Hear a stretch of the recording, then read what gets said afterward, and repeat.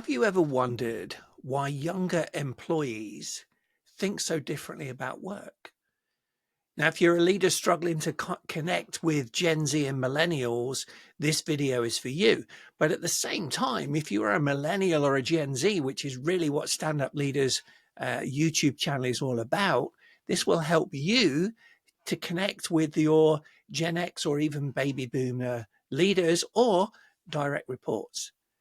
So, hi, my name is Chris Baker, and I founded the Stand Up Leaders YouTube channel to help people like you to get on at work, to be the best you can be, to be the best version of yourself, and to influence others so that together we can create a culture of leadership excellence that can truly change the world. Now, if you haven't already done so, please subscribe to this channel. Click the button below and the little bell symbol so that you get notifications as my videos come out each week.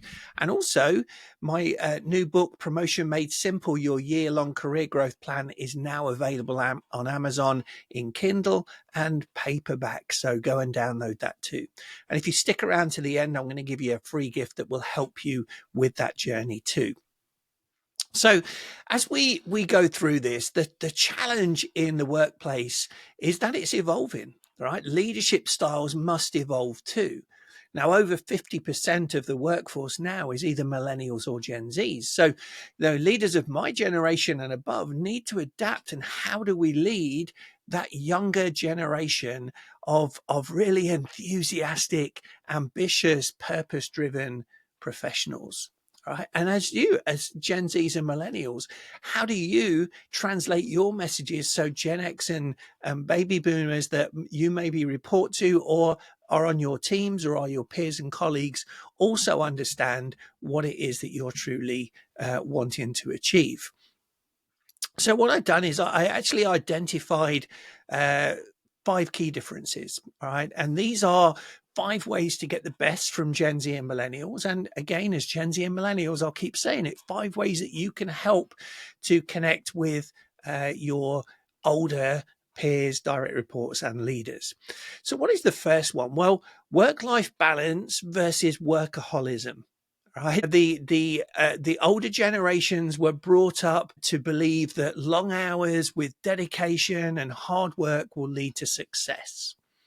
Now, the millennials and Gen Zs, the younger employees, they actually prioritize things like flexibility and maybe remote work, their mental health, right, above all these other things. And that can often be misinterpreted as being entitled, being lazy, being disloyal. And it's really not the case.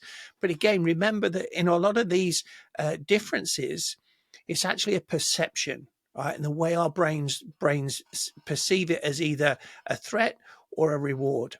All right, more on that in other videos as we go through.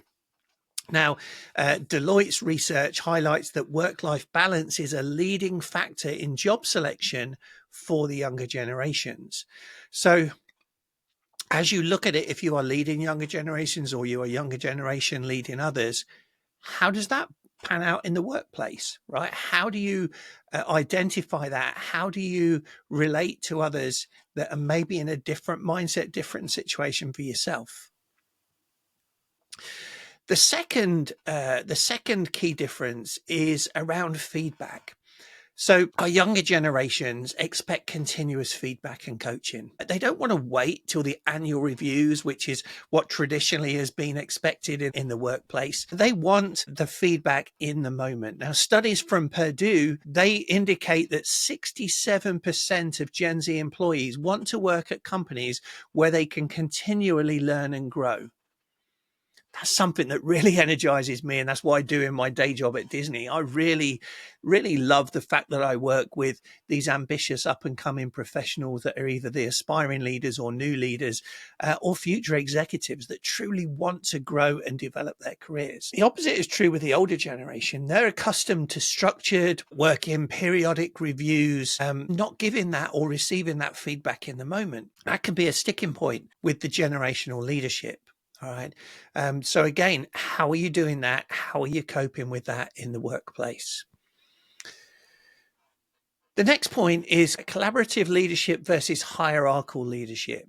Again, the traditional Gen X and baby boomer expectations is they often respect traditional chains of command and authority. The Gen Z and Millennials, however, prefer more inclusive team-based leadership, and Regent University notes that Millennials thrive in workplaces that encourage collaboration and teamwork. Now, again, I'm a big believer in that. I'm an advocate of servant leadership, where a leader actually is for the team and they work together with the team. We should be collaborating. We should be fostering a network of teamwork. We should be fostering a network of innovation and creative thinking and problem solving. Again, it doesn't necessarily come naturally with the older generations. So how are you going to deal with that? How are you going to cope with that? The last point is digital versus traditional workflows. Now, I'll say that again, the older generations like myself may be more comfortable with face-to-face meetings than established systems. Now, I've been fortunate; I've been involved in sort of the virtual space for quite a while, so I'm pretty comfortable with that.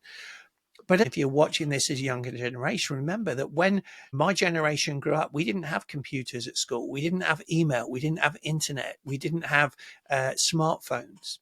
Yes, I know that sounds weird, but we didn't. We had pen and paper and we had in-person meetings, and that was the way of the world.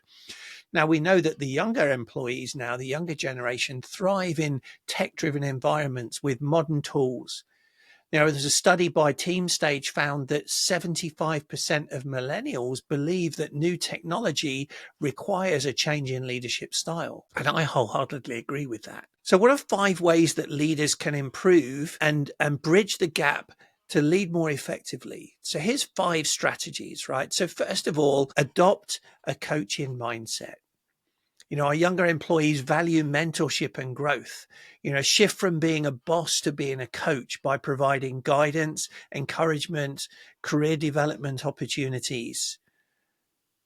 Show them that they're valued. Show them that you care. Right? And again, if you're leading millennials and Gen Zs now, even as a millennial and Gen Z, you need to do that too. Purdue Global's research shows that 65% of Gen Zers want opportunities to learn and advance their careers. So are you doing that? Are you offering that? Does your organization offer career development and personal growth within your organization? We also want to foster purpose and impact, right? So clearly connect work to a larger mission. Employees who see the why behind their roles are more engaged and more motivated. Now, according to Regent Universities, millennials are highly motivated by value-driven leadership. So within your area, are the values of your area clearly defined? Are they clearly communicated to every area? Do you have a mission statement and a vision statement for your area as well as the company? And do they align? When you bring people in, do you tell them about that so they can decide whether they align with your purpose, values, mission, and vision before they join your organization? Number 3 is to provide flexibility and autonomy. Now, I know that it's not always possible to provide hybrid or remote work options, but if it is, seriously consider it, right? And then focus on results rather than micromanaging schedules. Right? Yes, we want to be results driven, but we want to also look at it and look at the behaviors and the actions that are needed every day. And if your team take responsibility and ownership for those behaviors and reactions, I promise you that the results are going to be even better. You don't need to be on top of them every single minute of the day. Release that control. Now, Johns Hopkins University reports that 73% of Gen Z employees desire permanent flexible work arrangements. So is that something that you can bring into the workplace? 73% are looking for that. So if you don't offer that, you're potentially losing out on a massive opportunity of really qualified, purpose-driven employees that you're not going to get. Number 4, which is one of my favorites, is cultivate and create a culture of continuous learning. Right? Support ongoing development through training programs, through upskilling opportunities, through mentorship. Right? What are some of the things that you can bring into your organization, whether you do it yourself or whether you seek out professionals like me that can help you? And again, you can always go to my website, www.standupleaders.com, and see the things that I offer, and I'm more than happy to help and talk with you. Are you investing in career growth? right? Again, statistics show that investing in career growth increases engagement and retention. And if your employees are engaged, guess what? They're going to produce better results. They're going to want to come to work because they enjoy it rather than feel that they have to come to work and therefore not perform at their top. And retention, if you can reduce attrition, so in other words, retain a higher portion of your employees, it saves you thousands, tens of thousands, maybe hundreds of thousands of dollars a year in lost production, recruiting, and hiring costs. Last but not least, we want to utilize modern communication and technology, right? Use collaboration tools. There's many out there, things like Slack, Microsoft Teams, Asana, anything that can streamline communication and keep your younger employees engaged. TeamStage found that 75% of millennials believe leadership styles must evolve with new technology. So what have you got operating in your workplace? In conclusion, the workplace is changing, right? And leaders must evolve with it too.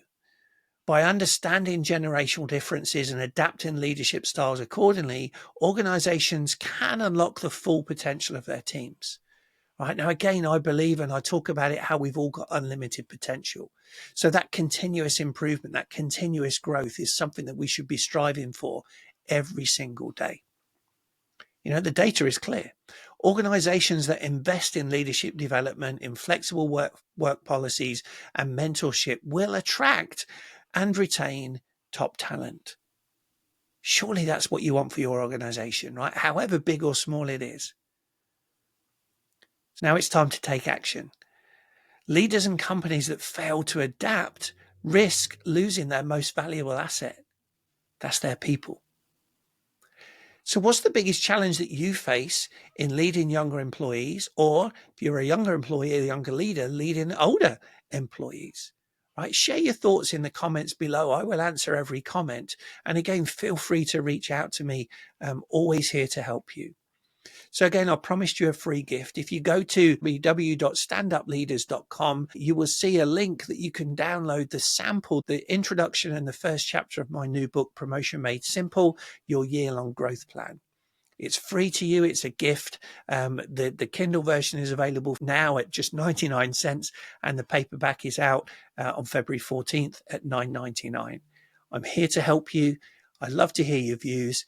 Subscribe, share, like, and I'll see you real soon. Bye for now.